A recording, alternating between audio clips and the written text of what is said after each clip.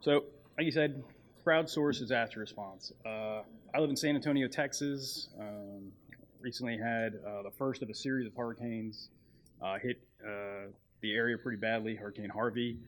I was involved in the response, and we're going to talk about how some technologies were leveraged by people, volunteers all over the country, and then people on the ground. A lot of people have heard about like the Cajun Navy and the freelance rescuers that showed up. And what we're going to talk about is the technologies that really enabled that, right? And why this wouldn't have been possible anywhere previously, and how it doesn't really apply to all disasters, right? We kind of wound up in a pretty good spot. If anybody has any questions about anything I bring up, just bring your hand, raise your hand. And it's kind of supposed to be participatory. So I'm gonna talk about a little bit about me, tech inventory. You guys probably all heard about this in the media. Talk about Harvey a little bit, and then we'll get into kind of what went down and some specific scenarios of where technologies were leveraged. I've been in technology and security for about 30 years, been working IT security for about 20 professionally. Related more to this talk, I've kind of dabbled in search and rescue. I've done it across a couple different states. All told, I've got about 2 years in search and rescue. And important to note, in Harvey, I was not part of any official search and rescue group, right? Like I was a freelancer. And I'll use the term freelance as opposed to Cajun Navy, because Cajun Navy has kind of acted as this catch-all. But the Cajun Navy is an actual organization out of Louisiana, and there were a lot more freelancers than there were Cajun Navy folks, if that makes sense, right? And then specific to this, my Harvey activities started off with scouring social media for people looking for rescue requests. And then I was actually able to rendezvous with a group called Missouri Task Force, which was pseudo-official. We kind of did our own thing, but we were working under the authority of the Harris County Sheriff's Department. We can talk more about that. Primarily, that was a group of volunteer firefighters, a bunch of guys from a company called Asymmetric Solutions out of St. Louis, Missouri. Came down to help out.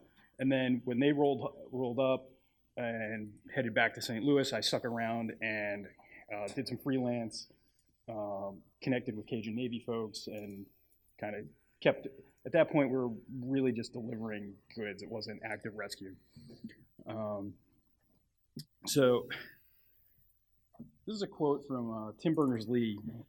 He's the founder of the World Wide Web, for those who don't know.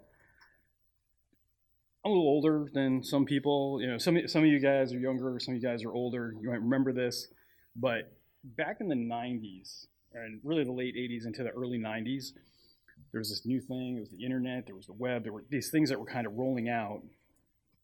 And I had this dream as like a preteen teenager of having this ubiquitous network where people could do like great things. And then we went through a stage where it was really leveraged for nothing except for banking and porn. Harvey for me was the fulfillment of what I wanted out of that technology. Whatever device you're using, whatever the device you use for getting your information out, it should be the same information. And the ubiquity and the availability of that information is what enabled the crowdsourcing and the ad hoc networks that were thrown together to be effective in Harvey. There's a kind of a laundry list of the technologies that were used. There's nothing fancy up here that you haven't heard of. So you've got Facebook and Twitter. Everybody knows what Facebook and Twitter were used for, right? They were the lifeline for people who were needing rescue. We'll get into why in a little bit, but it essentially replaced 911 for a while. Google Docs, Sheets, Maps, these became kind of really good pivot points because everybody had access to them. They could be shared easily. And if you needed something, you could just throw it up and send a link and you were good. Zelo, another one that got a lot of coverage. Initially, there were kind of a bunch of push-to-talk apps. This one just was the one that bubbled up to the top. Cajun Navy was using it, which is really where it took off because it started getting coverage. Most volunteer rescuers were using it, or freelance rescuers. A couple others that you may not, didn't get much press, so you may not have heard about them. There were fuel shortages. So Gasbuddy is an app. We'll talk about how that got leveraged to get fuel where it needed to be. SMS, right? The total unsung hero of Harvey is SMS. Because when cell networks were overloaded, you could always get an SMS through. Signal, for those of you who know what Signal is, encrypted app, but that was really for smaller groups. And then an app you might not be familiar with is SITREP. We were leveraging SITREP in some of the groups that I was working with because it enabled blue force tracking, right? Which is basically being able to track everybody on your team and know where they are at any given time. I'm going to talk a lot about ad hoc methods, networks, things that were thrown together. It's kind of an overloaded term, and what I've discovered is over the last couple of months is that not everybody has the same definition. So when I say ad hoc, this is what I mean. The actual definition is formed, arranged, or done for a particular purpose only. So these are basically something that's disposable and really designed for expedience and low friction. So you have something you need right now, you can throw it together. Some of these grew into more than that, but we're going to kind of talk about what those methods were in just a second. I've seen the bulk of attention go to the social media component of technologies leveraged in Harvey. And it's true, like social media became to the point where it was actually called the social media disaster. And people were talking about how social media was so important. But going back to the kind of that vision that I had when I was a teenager, that really built upon a couple of other things. The availability of internet access, or a commonly shared network access, which turned out to be the internet, which was only possible because there were minimal power outages. Most of the power outages that happened, that I saw in Harvey were planned outages, right, where they had to cut power because there's 6 feet of water. But for the most part, there weren't a whole lot of power outages that cut down things like infrastructure and cellular coverage. So cell coverage was a major enabler. Next component was low power, long charge devices, aka smartphones, right? That was really an enabler. Even when power was out, people were still able to connect to the internet to make their cries for help, or the, hey, I gotta move over here, or whatever it was that you needed to do. Shared social media, everybody gets this. Kind of, everybody's on Twitter, everybody's on Facebook. It didn't matter who you were.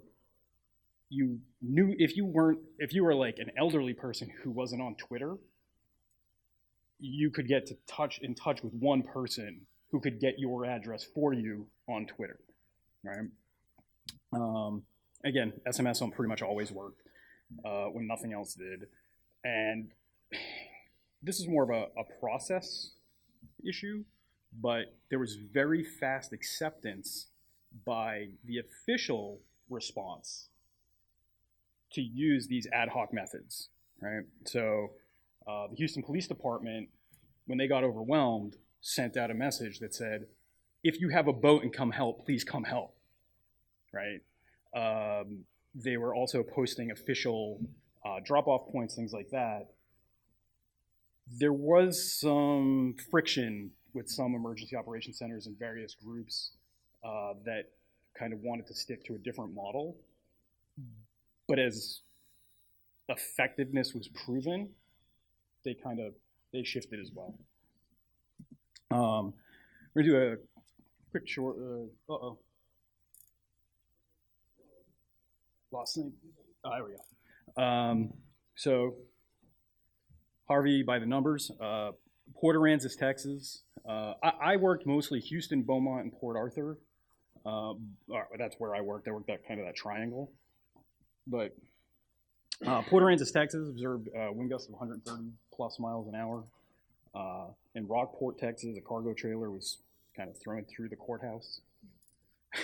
I tried to find a picture of that. I haven't been able to find one.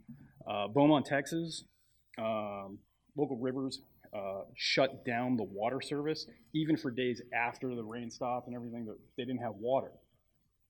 Think about not just boil orders, but no water coming out of the pipes, right? So you actually have no water, no flushing toilets, no cooking with water. You have no water.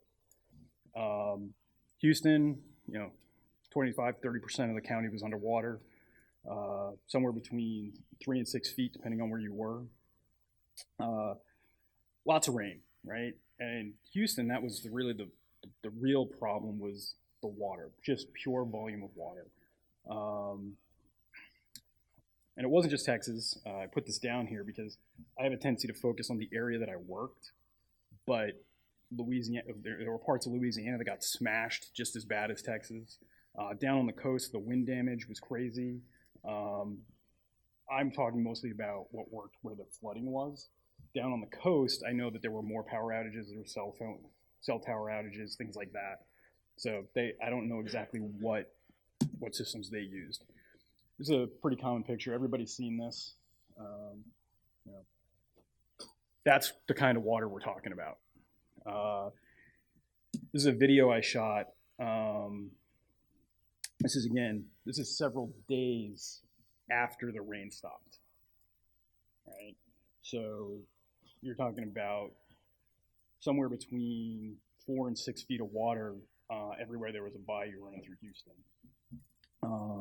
There wasn't really a whole lot you could do because they were still letting water out of the reservoirs. More numbers, 88 deaths.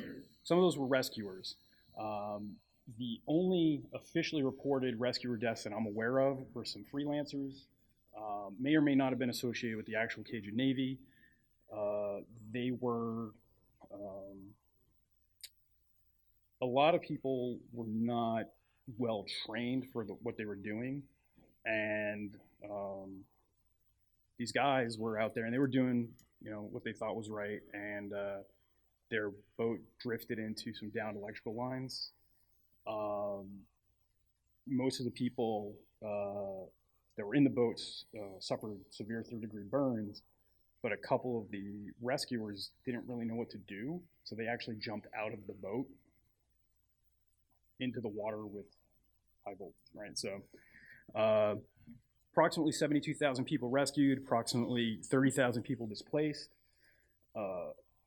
14,000 National Guard activated, and 56,000 calls to 911 in Houston in 15 hours. That was the first 15 hours. That's a 700% increase over their normal call volume. At that rate, 911's not answering. It's not that they don't want to; they literally can't. They don't have the resources. They don't even have the capability to accept calls at that point, right? The circuits are just down. Yeah. So at that point, if you dial 911, you get a fast busy. Yes. You would get a fast busy. Some people were reporting that they got nothing. Some people were reporting, like cell phone users were reporting that number is down. Like there was a large swath of what happened. I think the landline response is a fast busy, and the cell phone coverage is like, we can't complete that call to that number. So when 911 is unable to answer, you go to your next available thing, right? And this is really where this talk starts. These are actual tweets and Facebook posts of people who are like, we don't know what to do. We can't get help. This is my address. Please come send somebody to come help me. A lot of these posts went to friends and family, and then they were reshared. And that's going to lead to some of the issues that we'll see down the road. You see, some of the ingenuity that came out of this was kind of amazing to me, is to see what people did. This picture down here on this kid's arm, the parent actually wrote the name and address and contact numbers and all the information in Sharpie on their kid's arm. And I thought, I was like, wow, that's pretty smart. Like, that had never occurred to me. So certainly to do something like that. This is a post from my wife's aunt. Right, so this is on the 27th. We're going to move upstairs. No sense of urgency. We're just going to go upstairs. It'll be fine. You know, it's all good. Next day, praying for a rescue boat. No power, almost out of battery. Now, their power had been out for hours at this point. They would not have been able to send this message if they didn't have a smartphone with battery, and they were conserving battery by using one phone, and they always had the other device offline, right? So later that day, thank you, we're rescued, everything's fine, we're looking good. Next day, oh no, the place that we were actually put is flooding now, we need to evacuate again. At least here they had an official path to go to the next place, because they were actually at an Omni Hotel, which was a rally point for victims to go to. So they had an official path out. And this is, this is it right here, right? Houston Police. For anyone in the area who can help, can you go check out this, because this is where we want you to bring people. There's another tweet, I couldn't find it, but it was actually the tweet that for me was like, I am 4 hours away from this. I'm 4 hours away. I have the skills and I have the gear. I can go help with this. There's no excuse for me. The reason that I did not do it that day was my wife had to travel for work, and I've got 2 small children, and right, it took me a couple days to actually be able to go, which allowed me to start helping out as best I could from where I was, right? And this is really kind of, I started helping out with just scraping tweets and putting them in a database and a map that we'll get to in a minute. But first, the story. This picture right here really sums up what I'm talking about when I talk about ad hoc methods and kind of how they're low friction, they're thrown together to meet a specific need. I was in Houston, I was in West Houston, Katy area, and I was working with the Missouri Task Force, and we had lots of equipment. They rolled down from St. Louis with LMTVs, so if anybody knows what an LMTV is, they brought down Zodiacs, they brought down, we were as equipped as well as the National Guard. I'll just leave it at that. And this guy rolls up, and he's frantic. He's speaking Spanish. Me and the guy that I'm with, neither of us speak Spanish. So we actually pull out a phone and start writing into Google Translate to find out what this guy's talking about, right? And it kind of is working. Another guy comes up. He hops on the phone and says, hey, we need a translator. So we're kind of struggling through this process. Immediately, and again, we're not an official response. We're just 2 guys with a phone and a Humvee, right? Like, nobody really knows who we are. State police gets in touch with the FBI task force, and they just happen to have a Spanish speaker available. They have him talk to this guy. Turns out that this guy works for somebody who's in the flood zone. He hasn't been able to get in touch with him for several days, and he's really concerned because the guy's elderly. He's like, I don't know where he is. I'm really worried about him. That that sort of thing. The thing is, he doesn't know the exact address, but he knows the house because he's actually the guy's gardener. He shows up. He doesn't know the address. So we pull out Google Maps with Street View, and we're walking down the street, and he points to the house. This is a screenshot that I took when we get to the house. I take that, I text it to a boat that's working the area. They go to the guy's house, because the guy's house is under 6 feet of water. It's very clear that the guy had bugged out. He actually had marked his house with the proper sign saying this house has already been searched, there's no reason to come in, and he left. All of that took less than an hour from start to finish, right? So the speed with which that was able to happen would not have been possible if I didn't have Google Translate to get the guy started, if we didn't have comms, unofficial they may be, to an official response unit to pull that in.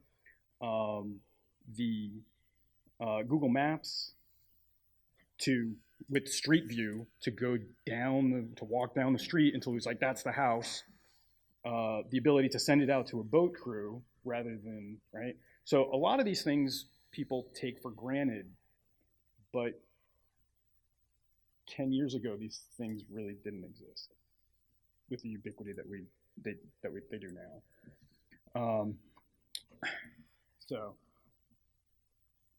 Hoc Fusion Centers, right? I was able to connect with about 6 or 7 other people who basically jumped online the same way that I did, and we pretty much all had the same experience, which was we are gonna scour and share this information, right? And that was it. We were looking for Twitter tags. We were looking for posts on Facebook. We were posting that if you found one, please forward it to me as a way to just filter this all up. When I started working on this map, this was one of 2 or 3 maps that I'm aware of. This is one of the places that I was posting info. When I started working on this, it had 75 people on it. Over the course of like a day and a half, it went up to over 5,000. And this is what the map looks like now. All those blues are saves, and then a lot of things just kind of fell off. But there was a point where it had about 3,200 people on it, and it was all red, right? Like, Can you talk a little bit about what a fusion center is? And sure. So essentially, a fusion center is basically a place to share intelligence or information that may be gathered from a bunch of different people, organizations, right? And centralize it so that you can take that and hand it off to whoever the consumer is, right? And in this case, the consumers were the dispatchers who were dispatching people who would then later mark these as rescued or not, or person not there, or whatever the result was of sending out a rescuer. Does that answer the question? So the successes here were the ability to turn this up, right? Within a matter of hours, we were able to kind of get these maps up and running. The intel was also passed on to FEMA, the U.S. Coast Guard, and law enforcement, who were also sending people out. The Coast Guard was really responding to people who were on their roofs. They're sending out helicopter crews to get people. And the ability to kind of just have this army of volunteers scour Facebook, Twitter, a lot of as the word got out about Zelo, which is a push-to-talk app. A lot of people who still had cell phone coverage were pushing things to Zelo. They were saying, basically speaking in their address and saying, "Please come help." We'll talk about that in the next section. Lessons learned: when you have an army of volunteers, literally hundreds to over 1,000 people, process might not be what you would hope for. and there was a huge amount of wasted resources where people were posting the same thing twice or sharing the same thing twice. The other thing was, with so many people accessing it, the apps often slowed to unusable. Another problem with this model was that a lot of people were clicking on it just to kind of look at it and play with it, not realizing that it was being used for actual rescue operations. So people would be like, oh, I heard about this app, I'm gonna go look at it. Oh my God, look at all those people. And they were contributing to kind of the performance problems. There was essentially no deconfliction for people being rescued. People have already been rescued. One team would go out, and this is all initially. This worked itself out over a couple of days, but up front, a lot of wasted resources. Fortunately, there was a lot of resources, a lot of people trying to help out. Extremely inconsistent rescue reporting, where you'd go out, pick somebody up, but it wouldn't be reported. So then another crew would go out, that kind of thing. And this became useful as dispatchers. So rescuers stopped looking at this and just started following the channels on Zelo, because then rescuers didn't have to go and check the map, right? So again, friction. So comms. Zelo became the app of choice. I can't tell you how that happened or why it happened, but it did. You had even official channels were saying, hop on Zelo if you have something to report, because they were monitoring Zelo as well as kind of the freelancers.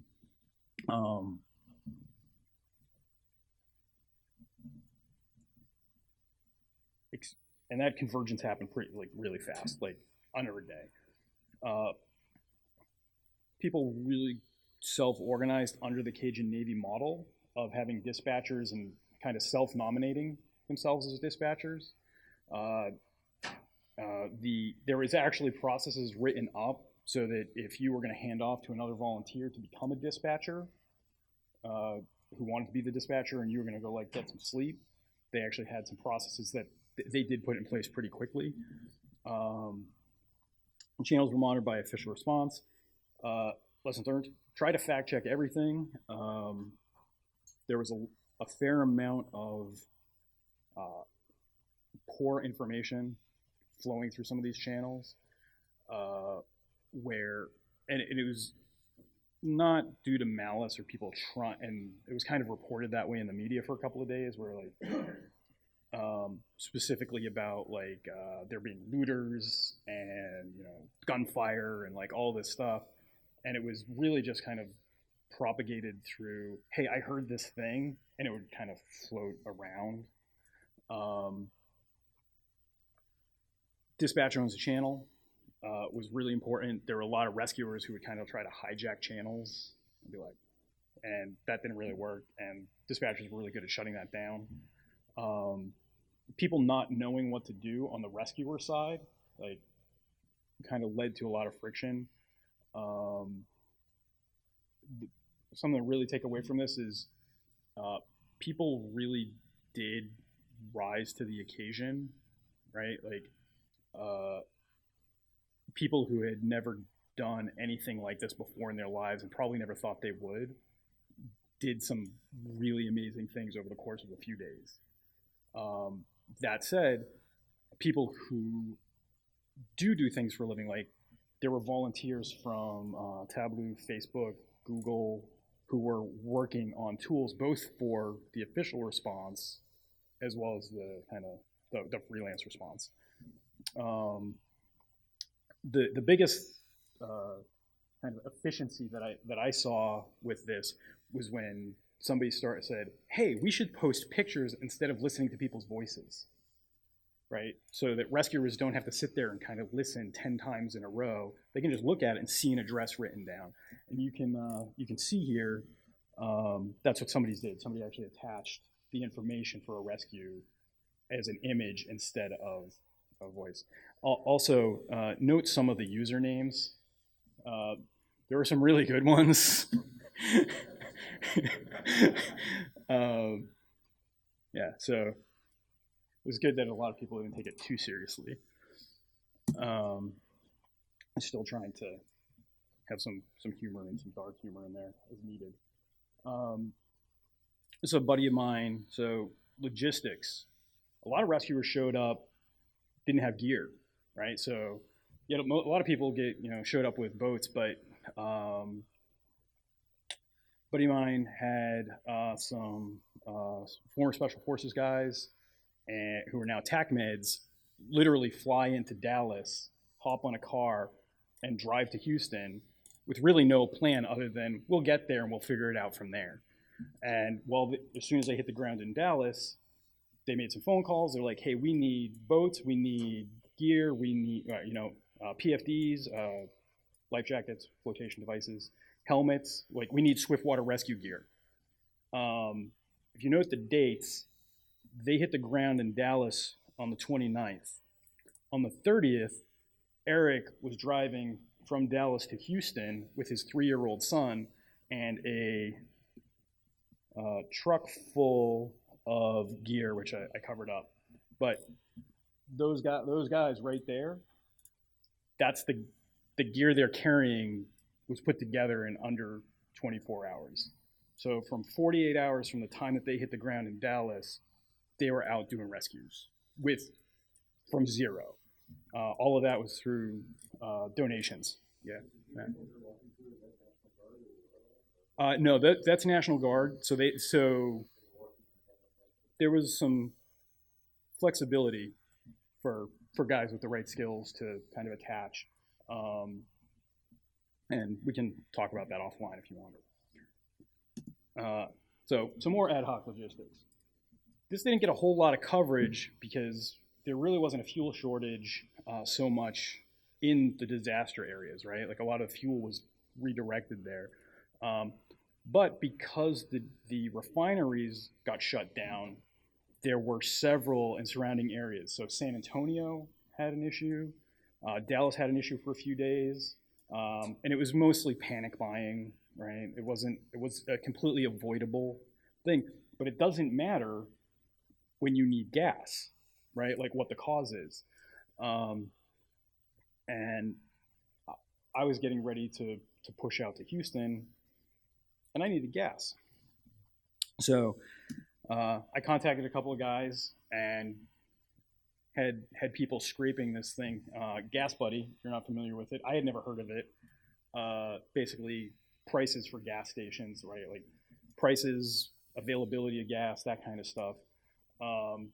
But I was like, I'm driving. I don't want to be dealing with this, right? So I had friends who were kind of trolling this thing and then calling to verify that there's gas, that they had gas, and putting it up into a Google sheet, spreadsheet for me. So I could just hop on a Google, check, and be like, all right, cool, these are the places with gas. Now, what's sort of interesting about that is through conversations, there were actually some gas station managers who would say, oh, you're going out for the response. When you get here, come get me, this with a name, and we'll make sure you get gas so you can keep going. So I didn't have to wait in lines, and because there was actually like gas lines and stuff for a few days. That became less of an issue when I packed up my truck and I threw a 35-gallon boat gas tank in the back and filled it, which was cool because I was able to actually deliver gas to with stabilizer to some people who had a generator that was using it to keep medicines that needed to be refrigerated cold for their parishioners, right? Which was cool because I had, and it's interesting when you're driving down the road with all your windows down because your tire truck reeks of gas and it's not exactly a safe operation, but you do what you got to do sometimes. This is my favorite quote. Just before I pushed from San Antonio to Houston, I called up this guy and I'm like, hey man, what do you need? Right? You guys, And the first thing I said was boats, because that's all you saw on the news was like, on the ground, they need boats. And he's like, every redneck for 500 miles showed up with a boat. He's like, can you go link up with this guy and get me, we need IV bags, we need, right, and some medical supplies. When I actually got on the ground, I did notice that the freelancers, like the kind of the guys who showed up from Louisiana or like wherever with boats, not one of them had a life jacket, which I thought was funny, right? You're rolling into a flood zone and you're rescuing people from water, and rule 1 of search and rescue is don't become a victim. Again, success is we're able to, supply everything needed to basically man 2 full crews. And then sort of towards the tail end of while I was working, I had to drive one of the Missouri task force guys out to Beaumont. He came up from Florida, and Irma was headed towards his house at this point, so he wanted to get home to deal with his own hurricane issues if they arose. And I was able to hop onto the Cajun Navy channel and be like, hey, what's needed out in Beaumont? And basically all they said was water, because Beaumont hasn't had water for a few days. So bring all the water you can. So loaded up a bunch of water, headed out.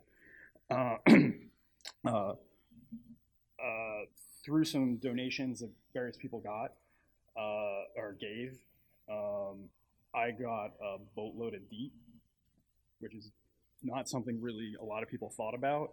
But it turns out when you got Texas along the coast flooded, you get a lot of mosquitoes, right? So I was basically handing out DEET like candy. Everybody wanted DEET. And then interest-free credit cards. So just before I pushed out, I got approved for a interest-free credit card, and it was very useful to buy everything from water, bleach, diapers, whatever people needed, because at this point there was no official response in place yet. So as I was cruising from place to place, I would find out like specific things that a specific person needed and be able to deliver it to them in a centralized location. It wasn't like I was doing like door-to-door delivery, but there were a lot of requests for diapers and baby food, and then some other basic humanitarian stuff. So just some general observations. Harvey's a snapshot. It's not a model. Like what we did in Harvey could only be replicated in a place that had the same circumstances, which is power doesn't go down for the most part, like small outages here and there. Cellular coverage is still enabled, so people have networks. The social media component probably could be replicated as long as those 2 things stay up, but you need the infrastructure to stay up. And if you don't have the infrastructure, none of those other things can happen. Which is why, when you talk about like some Puerto Rico, we need to be able to quickly deliver the underpinnings, those infrastructure pieces that get destroyed in a disaster. Power, network access, shared communications, which is what's now happening or has happened in Puerto Rico, right? There, you got a lot of solar panel technologies going in. You've got the balloon LTE infrastructure that's going into place to help with comms. And if you're in metro areas, your infrastructure is probably coming back up. You get out into the rural areas from I'm talking to people that are on the ground, it's a totally different scenario, right? They still don't have infrastructure. They don't have comms. So something that I would ask all of you to consider is the search and rescue community needs technologists. And when I say that, I don't mean like, because right now a lot of search and rescue groups, they understand they need technologists, and you have people who kind of fill these roles of ham radio operators and whatnot. But when I talk about technologists, I'm talking about people who are thinking like I was thinking when I was 14, like what's going to be possible in 5 years, and let's gear to that. right? So what can search and rescue operators do to deliver power to a place? Because, well, a lot of people see this as the government's job. It's not in those first 48 hours, that first 72 hours on the ground. You need to be able to have these things to keep things moving. So if you could consider joining a search and rescue group, that'd be great. Licensed ham, I know there's people here who are licensed hams. Get your ham and then think about how you could use it for search and rescue. Drone pilots, right? To me, that's going to be, there's a lot of that in search and rescue, but it's really the search part. So something I'm working on right now is an LTE tower or an LTE tower that's attached to a drone, so you can fly it through and see if you're getting cell signals, just to see what's in the area. And then a couple of quick shout outs, and you saw I've mentioned some of these earlier. Green Eye Tactical. If any of you guys do tactical stuff, and I have no business interest in any of these orgs, these are the people that came and helped in Houston. Green Eye Tactical, if you do physical pen testing, Eric was a breacher with the unit. He can teach you a lot about how to get into things. Asymmetric Solutions out of St. Louis, Missouri. They'll do full mission profile training if you got the right connections. And Texas Defense Articulations, Reagan is kind of first top shelf firearms instructor. Everyone that donated to my efforts, some of you are in this room here. Everyone that donated to the overall effort, everybody in that you helped owes you a great debt of gratitude. And anybody in this room who will someday contribute to something like this in any capacity, props to you too. And this is my favorite picture, because this to me is what it was all about, right? This right here has happened all over the place in Houston. That's it. Any questions? Yeah. Crowdsourcing and stuff like that, is there a concern of either just people being assholes or outside actors wanting to have it, seeing that the internet can come from anywhere? Mm-hmm. Someone calls in a problem, and how can that, is there any issues or maybe people consideration of how can that a troublemaker could from someone needing help? So, okay, I'll repeat the question to make sure I got it right. So really the question boils down to, were there any concerns about trolls getting involved in either the information process or creating problems, or people trying to undermine what we were trying to accomplish? The truth of the matter is no. Nobody thought about it. And I don't think, I don't really think we needed to. And we were talking about this a little bit earlier. There were people that I've talked to, especially from kind of this community, who are like, oh my God, those people, they're doxing themselves and they're pushing their information online. And you're sitting there, you're holding your 6-month-old baby. You're standing in 2.5 feet of water that an hour ago was 2 feet. You are not concerned about that. As rescuers, you have to put in, and really this is true of kind of any ops, right? PERSEC takes a backseat, personal security takes a backseat really fast to operational security when lives are at stake, right? To give you an example, we had now I was with a group and I was sort of vetted, but this guy didn't know me.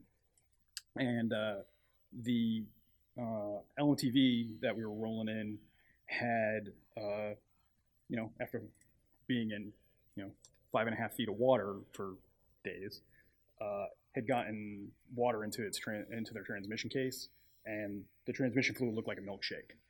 So it was time to replace it. He hands me his credit card. He's like, okay, go to O'Reilly. This is what we need. This guy like handed like a complete stranger his credit card, right? And that's what you do in the situation, right? I do think that, you know, it's something to think about, and it's something that maybe could be addressed in the future. But the nature of low friction, ad hoc responses kind of means that you're going to do some stuff that's not optimal for security, right? In order to get people out. Does that answer the question? No. Any other questions? All right. I'm done. Thank you.